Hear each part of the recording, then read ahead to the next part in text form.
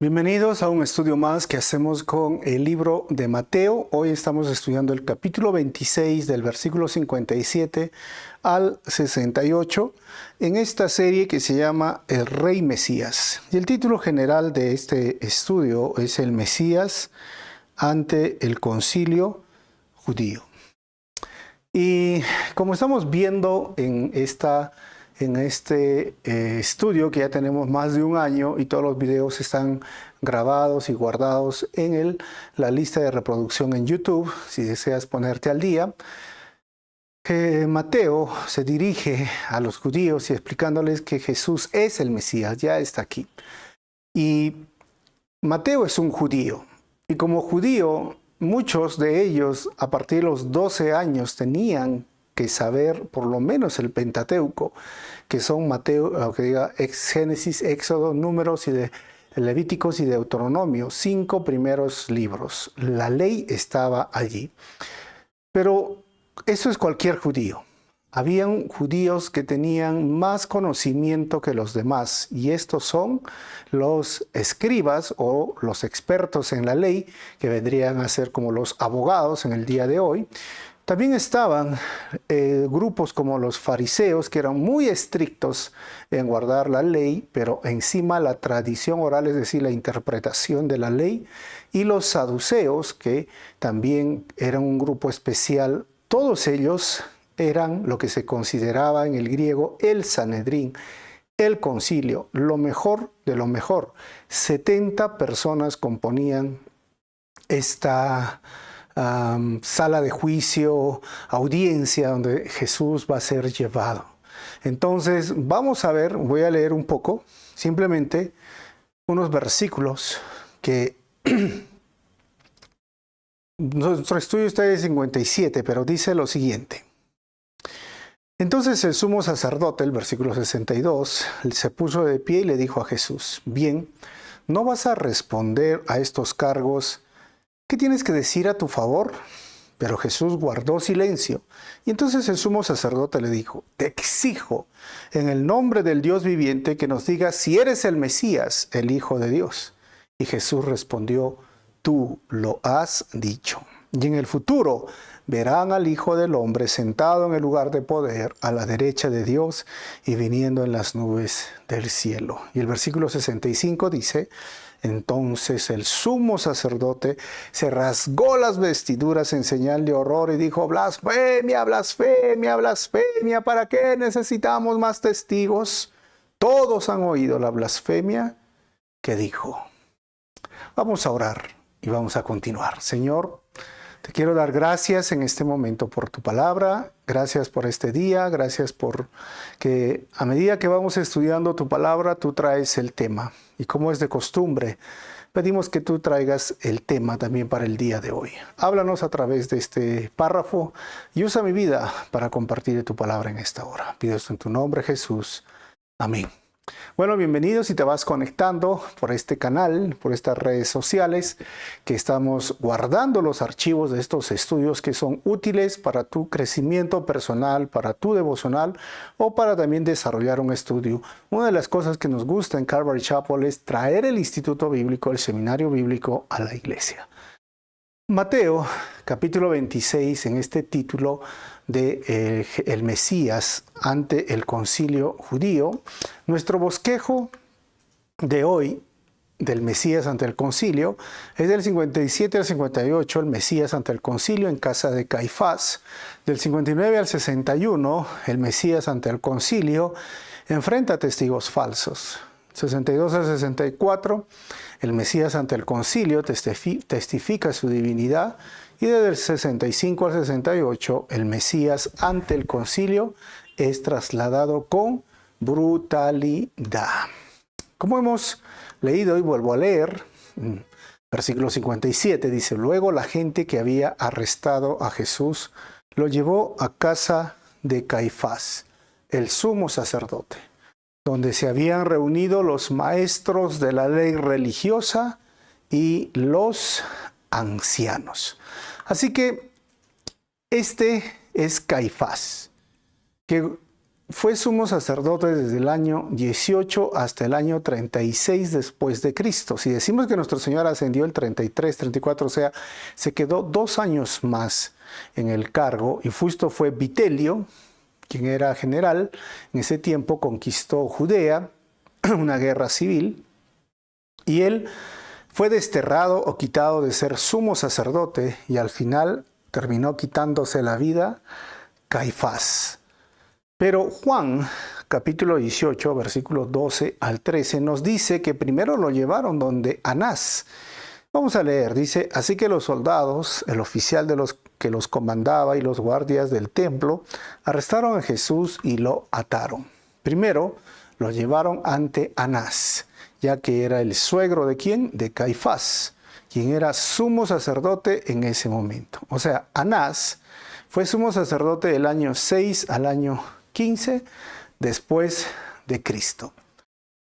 Después de eso vino su yerno. Ahora, ¿por qué tenemos que mencionar esto? Tengo una serie que es de los últimos días de la Semana de la Pasión, que está en el YouTube, que es paso a paso, y ahí tiene uno de los títulos, son los 7 juicios injustos por Jesús o a Jesús.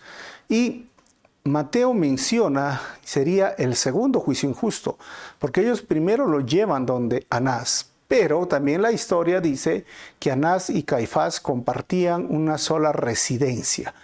Pero el tema cultural religioso decía que si había un sumo sacerdote, solo debía haber un sacerdote en vida, tenía que morir, tenía que fallecer para que ascienda otro sumo sacerdote. Pero como el Imperio Romano los había subyugado, y Anás, ya de avanzada edad, era un poco más cerrado, diríamos, en las ideas, no aceptaba muchos sobornos, aunque sí tenía también participación.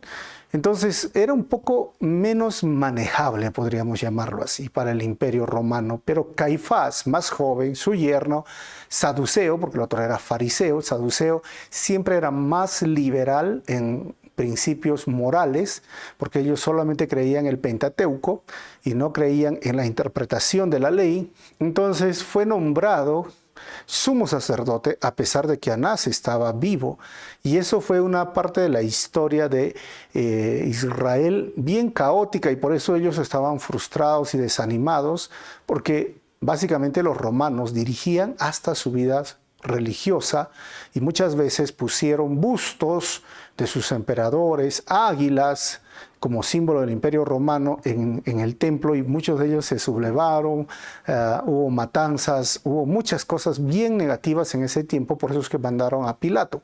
Pero, entonces, los judíos, por respeto a su religión, iban primero donde Anás, y Lucas es el que ha mencionado eso, pero Mateo nos menciona a Caifás. Ahora, los dos van a estar en esta reunión de expertos en la ley del concilio. Versículo 58 dice: mientras tanto Pedro lo siguió de lejos y llegó al patio del sumo sacerdote.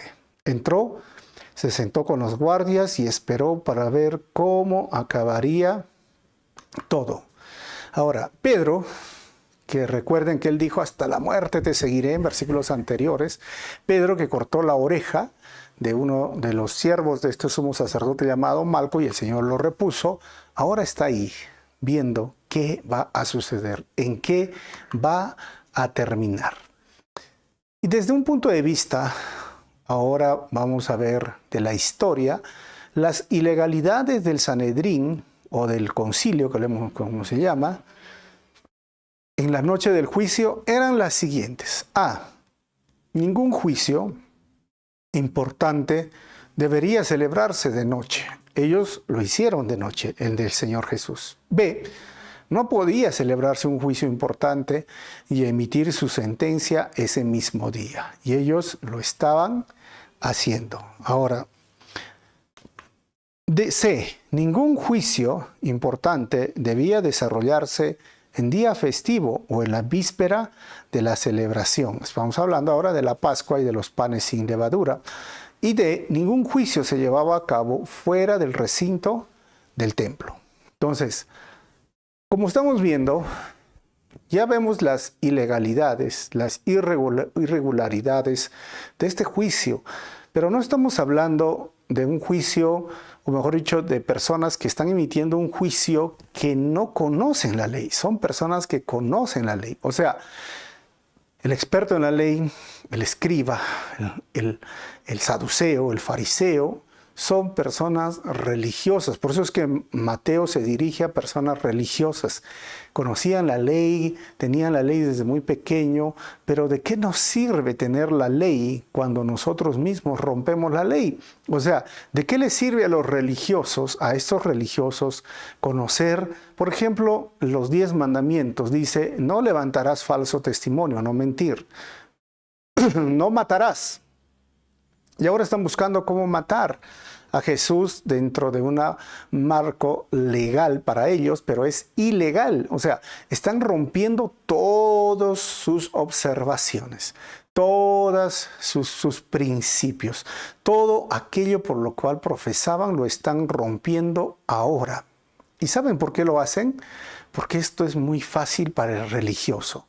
El religioso es una persona que profesa una creencia, que profesa conocer algo de Dios, que profesa valores morales, pero sabes, en el fondo está podrido, en el fondo no lo cumple, exige a otros algo que ellos mismos no lo hacen.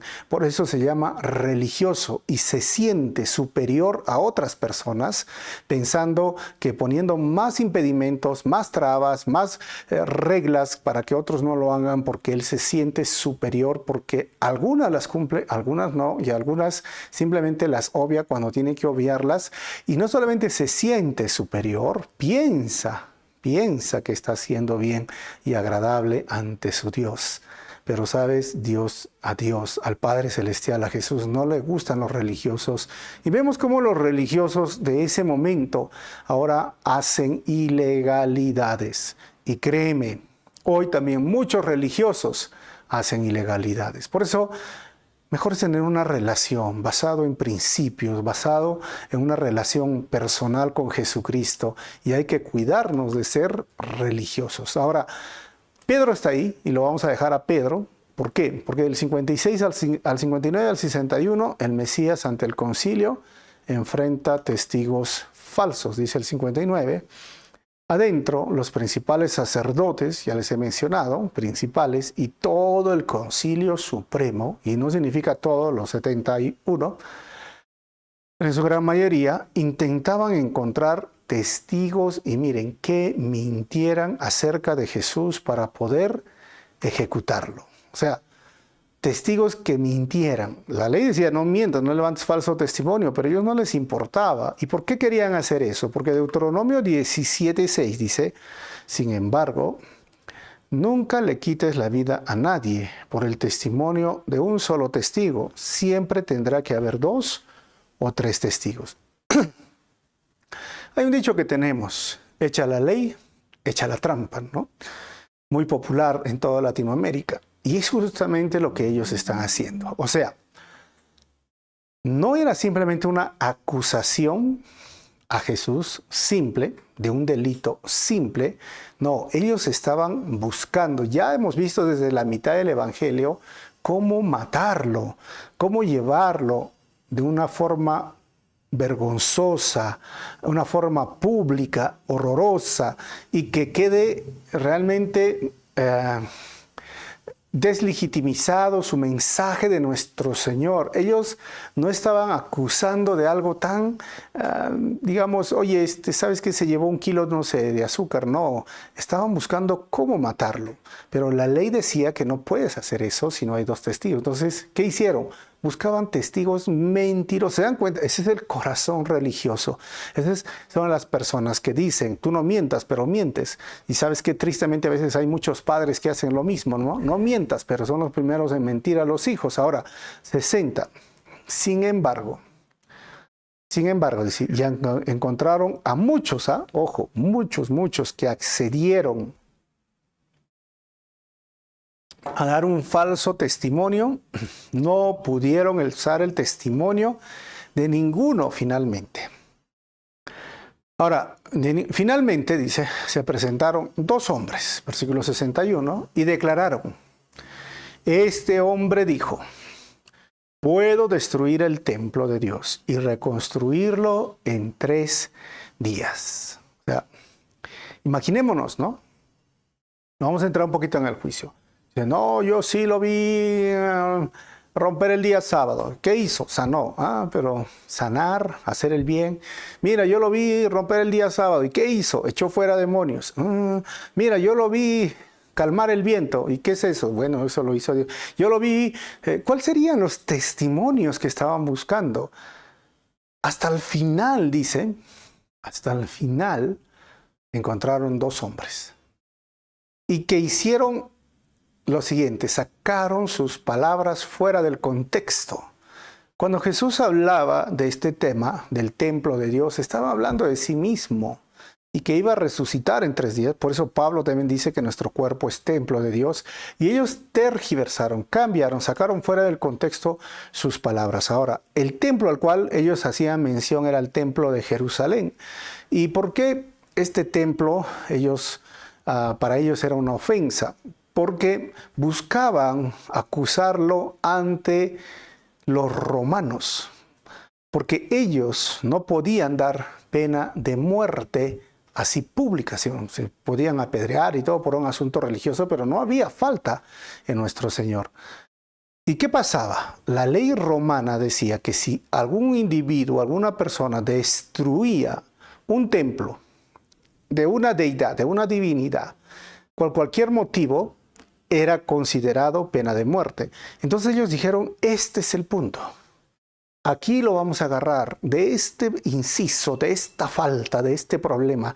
Nos vamos a agarrar para llevarlo a condenación ante las autoridades romanas. Ahora, 62 a 64, el Mesías ante el concilio testifica su divinidad. Dice 62, entonces el sumo sacerdote se puso de pie y le dijo a Jesús, bien, ¿no vas a responder estos cargos? ¿Qué tienes que decir a tu favor? Jesús cumplía lo que dijo Isaías 53:7. Fue oprimido y tratado con crueldad. Sin embargo, no dijo ni una sola palabra. Como cordero fue llevado al matadero y como oveja en silencio ante sus trasquiladores. No abrió su boca. Hermanos, Jesús cumplía esta profecía de Isaías. Jesús es el Cordero de Dios que quita el pecado del mundo. Se sacrificó una Pascua, o mejor dicho, un cordero el día de la Pascua. Un cordero inocente para salvar a los que estaban en casa. Manchaban con la sangre de este cordero sacrificado las paredes o las puertas, los dinteles, los marcos de la puerta, y el ángel de la muerte pasaba. Y eso era justo el día de celebración de la Pascua.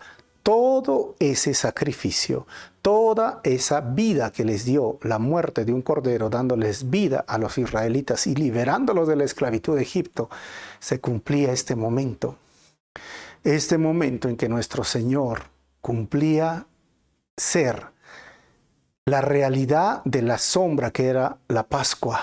La Pascua era todo lo que los judíos entendían la libertad de la esclavitud, era la libertad de 400 años de opresión, y ahora nuestro Señor cumplía todos los requisitos que la Pascua o el sacrificio pascual exigía. Él era el Cordero de Dios. Él es el Cordero de Dios que quita el pecado del mundo. Y antes de continuar, quiero mencionarte algo muy importante. La religión no quita los pecados del mundo. El ser buena persona y no hacerle mal a nadie no quita los pecados del mundo. El conocer la Biblia no quita los pecados del mundo. ¿Sabías? O el conocer una canción cristiana o usar un polo cristiano. Lo único que quita el pecado del mundo es la sangre del Cordero Pascual, la sangre del Cordero sin mancha, sin arruga, la sangre del Cordero que no abrió su boca, que no tuvo ningún pecado. ¿Y saben quién es? Jesucristo nuestro Señor. Él es el Cordero de Dios que quita el pecado del mundo. Y sin Él no hay salvación. Si tú no te arrepientes, si tú no dejas de hacer lo malo, si tú no te vuelves a Dios y aceptas que ese sacrificio fue por ti, para perdón de tus pecados, créeme, no vas a ser salvo. Dice la Biblia que con el corazón se cree. Primero, tú crees que Jesús murió por ti, que ese sacrificio lo hizo por ti. Amén. Paso número 1. Paso número 2, tienes que confesar con tu boca. ¿Y qué? Decir, Señor, quiero ser tu seguidor. Señor, perdóname. Señor, me arrepiento. Señor, ya no quiero volver a hacer lo que estaba haciendo, lo malo que estaba haciendo. Y tercero, empieza a obedecer sus mandamientos. De esa forma, la salvación va a ser una realidad en tu vida. El Espíritu Santo va a venir a morar en tu corazón. Tu mente va a cambiar respecto a lo que es el pecado y por lo tanto, tus acciones reflejarán que te has arrepentido. Bueno, seguimos avanzando. Versículo 63 dice, pero Jesús guardó silencio. Y entonces el sumo sacerdote le dijo, te exijo, en el nombre del Dios viviente, que nos digas si eres el Mesías, el Hijo de Dios. Miren, eres el Mesías, obviamente, todos sabemos el Cristo, el Hijo de Dios. Versículo 64. Jesús respondió, tú lo has dicho. Y en el futuro verán al Hijo del Hombre sentado en el lugar de poder a la derecha de Dios y viniendo en las nubes del cielo. Cuando Jesús habla del lugar de poder, la derecha de Dios, usa el Salmo 110, versículo 1. Y viniendo en las nubes, habla de Daniel capítulo 7, versículo 3. Aunque Marcos dice, sí, yo soy. Y este yo soy es el tetragramatón que Jesús habla. ¿Y habla de qué? De su juicio. Tú lo has dicho. Tú lo has dicho. Jesús viene por segunda vez. Y mira lo que les está diciendo aquí.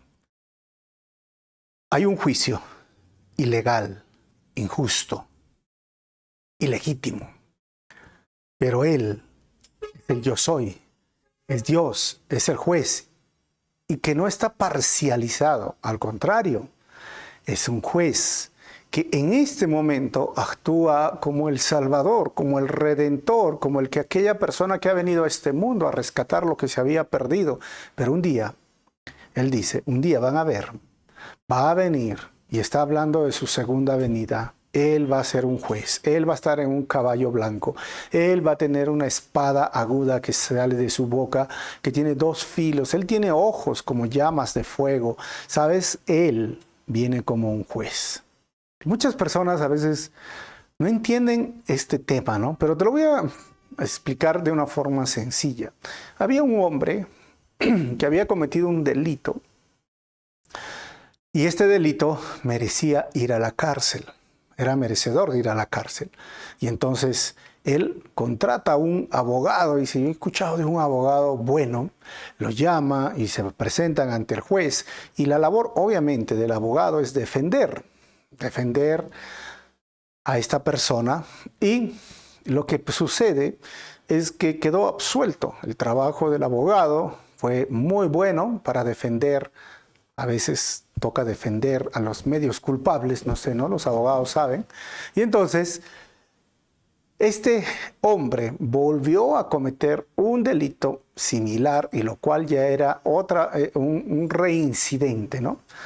Pasó ese tiempo y entonces dijo, otra vez voy a llamar a mi abogado. Y el abogado no contestaba. Entonces llegó el día de la audiencia y dijo, ¿y dónde está mi abogado? Y entonces intenta una vez más para llamar por teléfono y saben que el teléfono suena en la parte de adelante donde estaba el juez. Y este hombre se sorprende y dice, ¿qué? Y lo mira bien y dice, este es mi abogado. Y se acerca y le dice, oye, tienes que defenderme ahora. Y él le dice, momento, ahora soy juez, ahora ascendí, ahora postulé y ahora soy juez en esta habitación. Antes era tu abogado, pero ahora soy tu juez. Y quiero ser un juez imparcial. Este hombre fue condenado. ¿Qué quiero decir con esto? Es la misma figura, pero en una forma más santa, divina. ¿En qué sentido? Tú eres culpable, yo soy culpable de mis pecados, de mis errores, de mis metidas de pata, no sé, canita al aire, de mis delitos, de todo lo que sea lo malo delante de Dios. Y Jesús se ofrece como el Salvador, como el Cordero de Dios que limpia y quita mi pecado. Él viene a ser mi Salvador. Y si yo me arrepiento, si yo le pido, Señor, perdóname, ya no quiero volver a ser y quiero ahora ser tu seguidor, voy a obedecer tus mandamientos. ¿Sabes qué?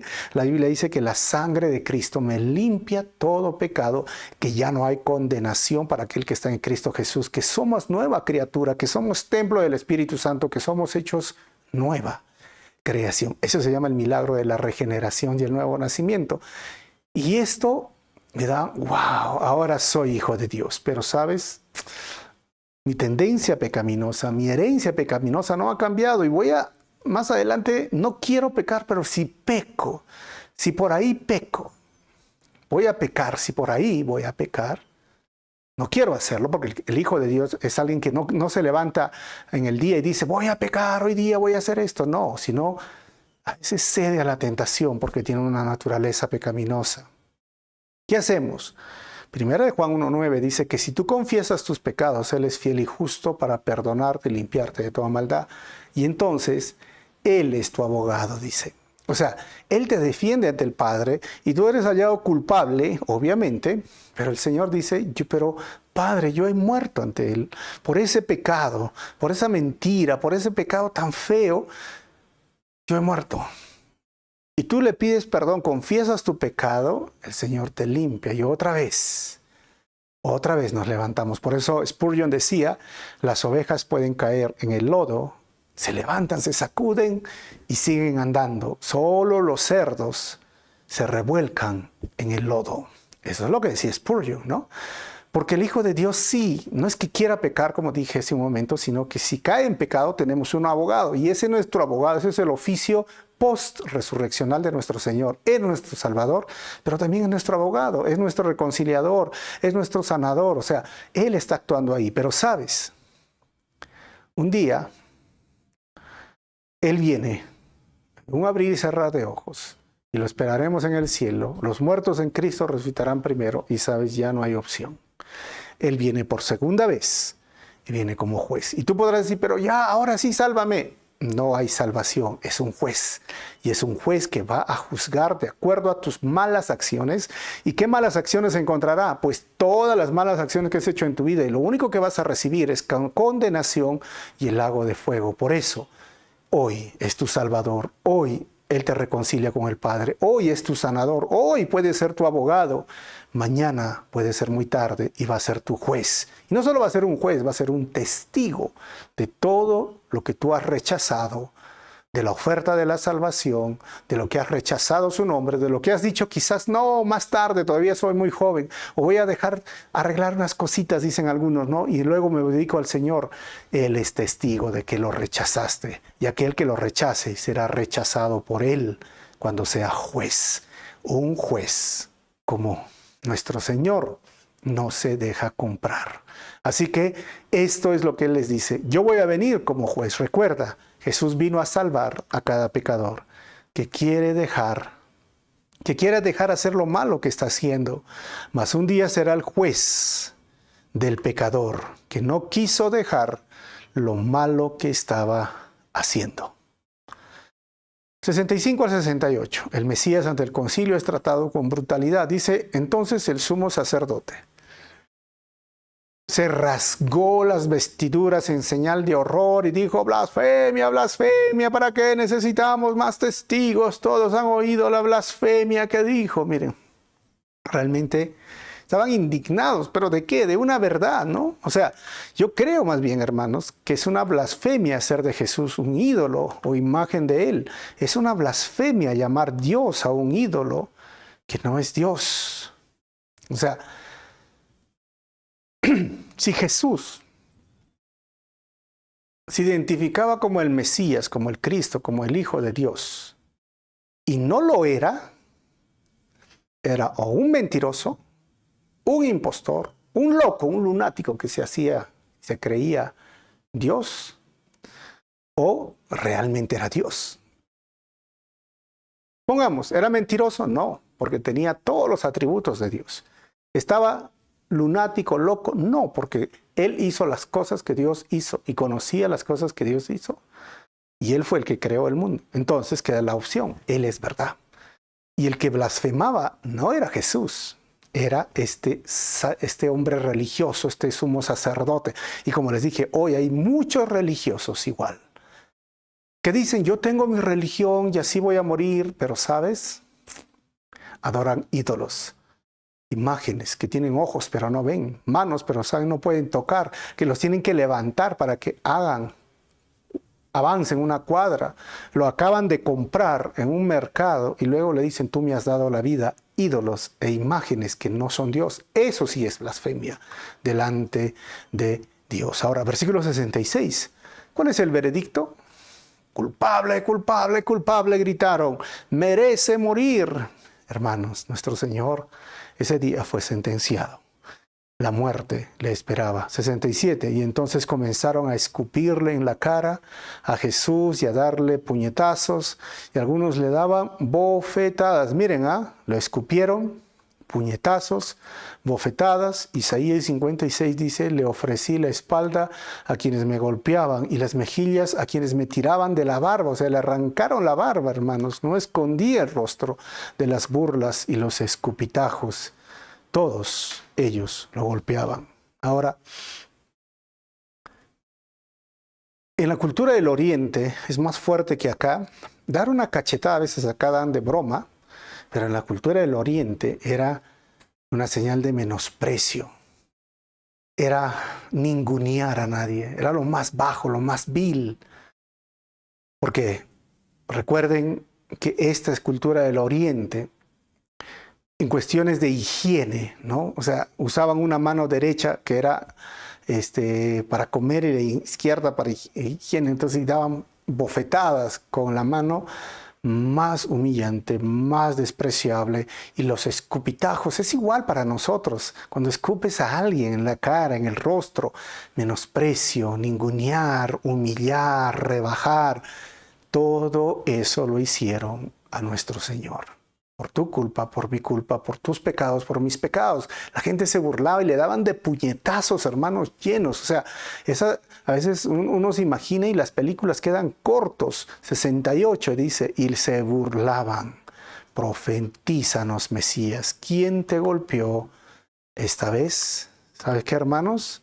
Escupir el regalo de la salvación es pretender ser salvo por la religión. Y burlarse de su sacrificio en la cruz es pretender ser salvo de ser buena persona. Si bien es cierto, algunos dirán, pero yo no le escupo al Señor, pero rechazar la oferta de la salvación es escupir la oferta. ¡Pah! No quiero, yo todavía me voy a dar mi tiempo, soy joven. O pretender ser salvo por la religión es burlarse del sacrificio que hizo nuestro Señor en la cruz. Él soportó todo eso para que tú lo adores a través de un ídolo, de una imagen, de una cruz, de un sagrado corazón de Jesús.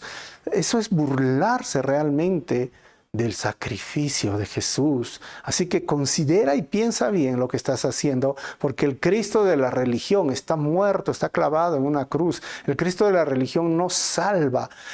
Solamente el Cordero de Dios, solamente el sacrificio de Jesús salva. Por eso Él dijo, yo soy el camino, yo soy la verdad, yo soy la vida. Y el ser humano sigue escupiendo, sigue burlándose de la oferta de la salvación, sigue burlándose del único camino, sigue burlándose del único que es la vida. No está hablando de una iglesia, la iglesia no salva. Ni siquiera una imagen, solo Jesucristo. Así que piensa bien lo que estás haciendo. Ahora, vamos a terminar este estudio con más ilegalidades, entonces, lo que hemos visto ahora del Sanedrín en la noche del juicio.